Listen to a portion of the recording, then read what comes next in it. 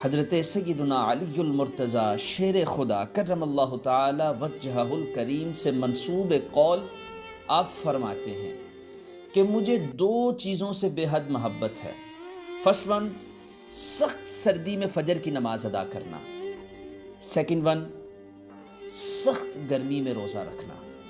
ذرا سوچئے، سخت گرمی میں پیاس کی شدت کے بعد پانی کے ایک ایک قطرے کی قیمت معلوم ہوتی ہے، پیٹ سکڑ جاتا ہے، کھانے کے ایک ایک نوالے کی قیمت معلوم ہوتی ہے، اور جب اللہ دسترخوان پہ وہ ساری نعمتیں عطا کرتا ہے افطار کے وقت، تو انسان کے دل میں شکر گزاری پیدا ہوتی ہے اپنے مالک کے لیے۔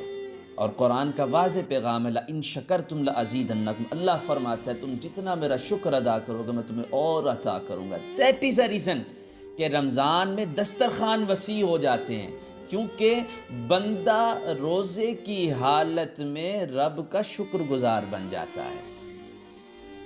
اور سب سے اہم بات، جس بندہ مومن کے دل میں رائی کے برابر بھی ایمان ہے، وہ روزے کی حالت میں سخت گرمی کو محسوس کرتا ہے اور پیاس کی شدت برداشت کرتا ہے، بھوک برداشت کرتا ہے۔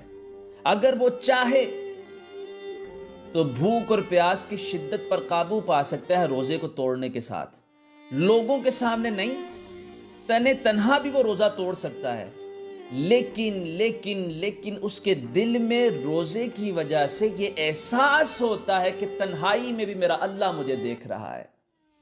That realization is called ایمان۔ یہی احساس وہ ایمان ہے کہ جس ایمان کے صدقے میں اللہ رمضان کی ساعتوں میں بے حساب جہنمیوں کو جہنم سے نجات عطا فرماتا ہے۔